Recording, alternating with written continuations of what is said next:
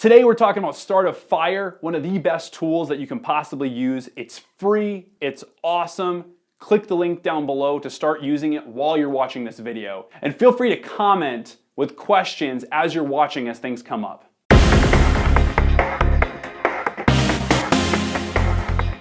Start a Fire is a tool that helps you leverage OPC, other people's content, through your social media streams. Basically, you might find a really cool article on entrepreneur.com. You could post that article, have your actual call to action link on that article, literally on entrepreneur.com, because someone clicked your specific URL. Now, of course, it's not going to actually be on that article, but it's going to be something that is an environment when someone clicks on it. Creating content is really, really difficult. So if you want to have a constant stream of good content, of other people's content, you are sending your visitors, your users, to another place, to someone else's blog, to someone else's whatever. And that's awesome. That's great for them.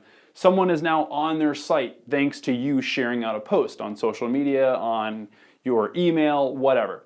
So what you can do is you can take this tool, Start a Fire, and program it so it will, and I say program it, it's super easy to use, and we'll show some examples over here throughout this video. So you can actually set it up so it'll say, I want to highlight a consultation session with Josh Harkis. So I have a page on my website that lets people sign up for a quick 30, 20-minute consultation with me, right? That's something I'm willing to do for free.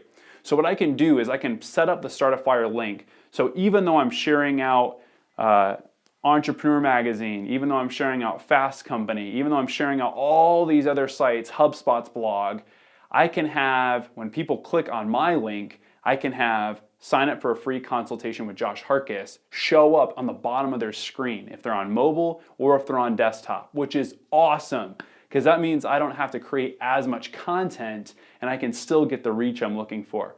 There's two metrics that Start a Fire will report on. So how do you figure out whether the tool is working or not? The two metrics are impressions and clicks. On your Start a Fire button, you can have two pieces of promoted content. They call it sponsor content in the tool. And by the way, this whole tool is free. There's no reason to not start using it now. We'll put the link down below, click it, start using it, even pull it up as you're watching this video.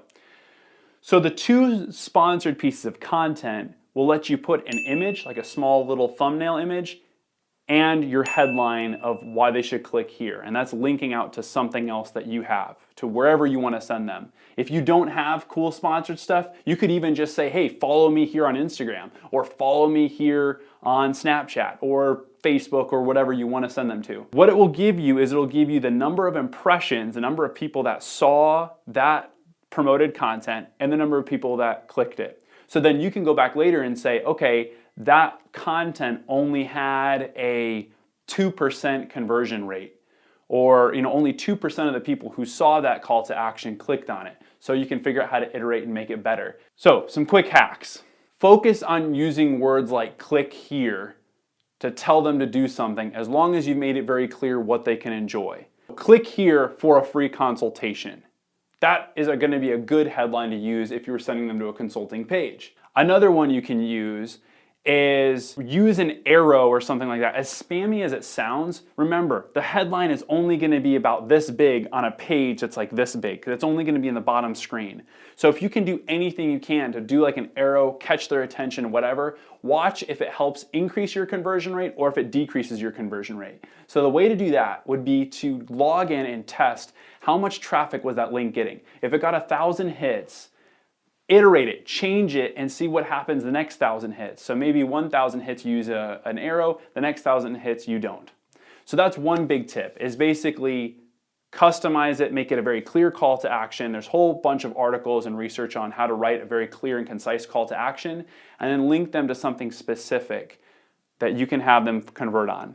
The second tip was make sure you use imagery that is very concise and that is honestly actionable. So whether it's an arrow, whether it's the actual guide, if you're giving out an ebook or something like that, maybe it's a small picture of the ebook. Maybe for a consultation, it's some stock photography of someone just right here, of someone being on the phone, whatever you decide to do, but then you can test and iterate. That's the last hack is basically make sure you're testing and iterating to make sure that those call to actions are performing better and better as time goes on.